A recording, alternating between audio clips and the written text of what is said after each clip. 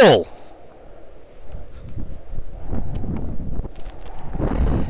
It's finally here. Do yourself a favour.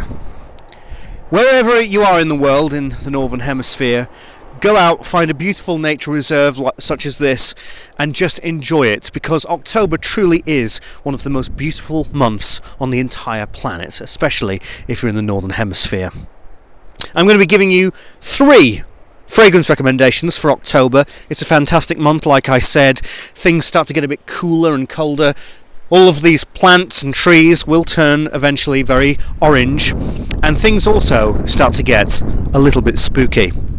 So, as I did with the August fragrance recommendations, I skipped September because September's a little bit boring. You're going to have 1 cheapie, 1 designer, and 1 niche. The niche fragrance is technically an indie fragrance, but it has the best of both worlds because it smells certainly very niche, and because it's more of an indie brand, it's a very reasonable price. So let's start with the cheapie.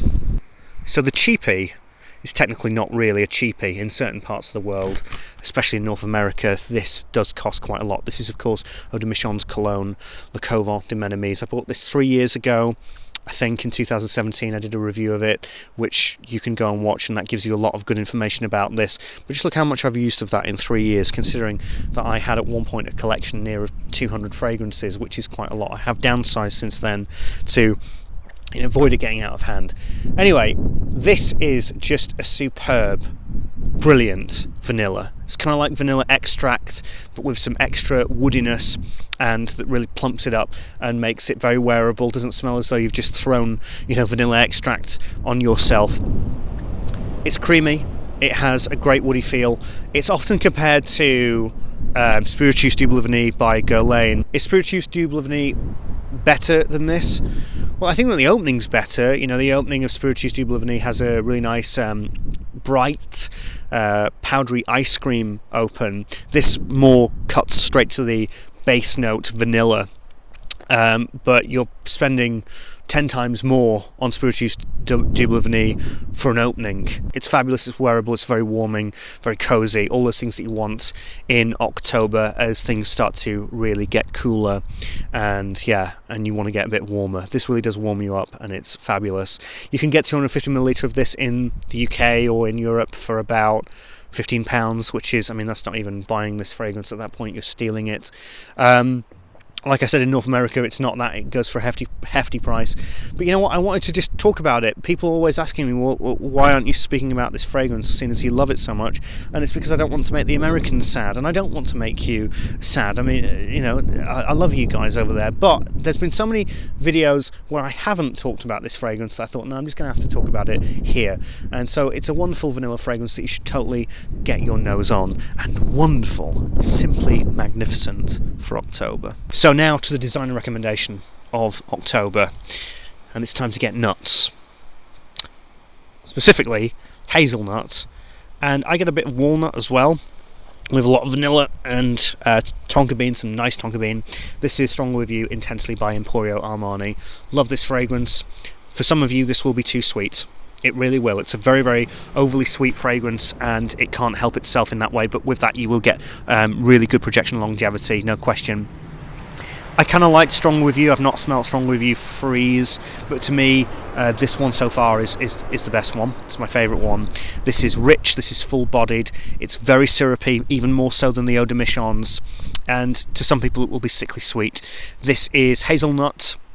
Like I said, I'll actually get a little bit of walnut as well, vanilla, bit of caramel, nice amount of caramel, and tonka bean, which gives it a little bit of an earthy feel just underneath, similar to Versace Eros, but this one is far more sweeter and more gourmand like. But yeah, it's fantastic. Really, if you like the sound of all of that I just said, this is fantastic in the cold weather. Phenomenal for October. I have already been wearing it, but as it gets colder and we get deeper into October, and especially near the end as we head to November, I'm going to be wearing this as my designer pick, and this is also really good for November. Just the colder it gets, the better that this is, and people will always be able to smell you. Great fragrance. If you haven't checked it out and you like gourmands and you like caramel and vanilla and tonka bean and all of those sweety notes, then check it out. And now onto my niche pick, but which is actually really an indie pick, and that is from the House of Happyland, and this is Amberland. You know, as a reviewer, you try to not get too entangled with the perfumiers and the people who are involved. But this is an indie brand, and you know, I do like EJ, who's the CEO, I guess, of Happyland, is the perfumier, and he's a humble fellow, you know, really easy to get along with. And I kind of have seen what he's been trying to do with Happyland, and I think that what he wants to do really is have his cake and eat it with certain types of fragrances. And let me explain. For me, this is the best Happyland ever. Are you a fan of amber? Right? No, really? Are you a fan of amber? No, really? Do you love you some amber fragrances? Well, if you do, sunshine, then you must, by law, by the EU Convention's law, buy this. Right? Because this... Amberland's a great way to describe this fragrance, because it's like all of the different typographies and all of the different landscapes that you could ever get in an amber fragrance kind of rolled into one. And it should be cloying, and it should be unbalanced, right? It should be all over the place, but it's not, right? You smell this and you're getting the sweetness of like Ombre Nuit by Christian Dior in their private line. It even has a little bit of Andy Tower in here, you know, with that dry, sandy, powdery amber.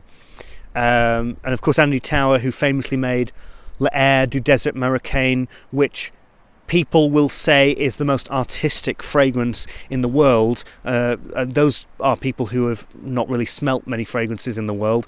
But yes, L'Air du Desert Marocain, Rose Flash, Incense Flash, Vanilla Flash, they all have that sandy amber that Andy Tower is known for, and that's in here as well. So you've got a really sandy, powdery amber, but you've also got a really nice sweet and creamy amber, and it's like they've been all sort of slimmed down and compacted into one like greatest hits album. That is a great way of describing it, actually. This is like a greatest hits album of all of the amber fragrances and all of the amber DNAs that you've ever loved rolled into one perfectly succinct amber fragrance. It's truly brilliant, truly wonderful, and I've really enjoyed wearing it.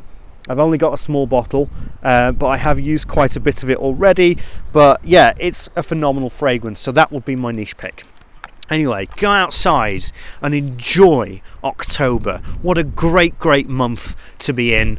Hope that you enjoyed this video. Hope that you got some great ideas for fragrances. And if you enjoyed this video, please subscribe, like, leave a lovely comment, all of that thing.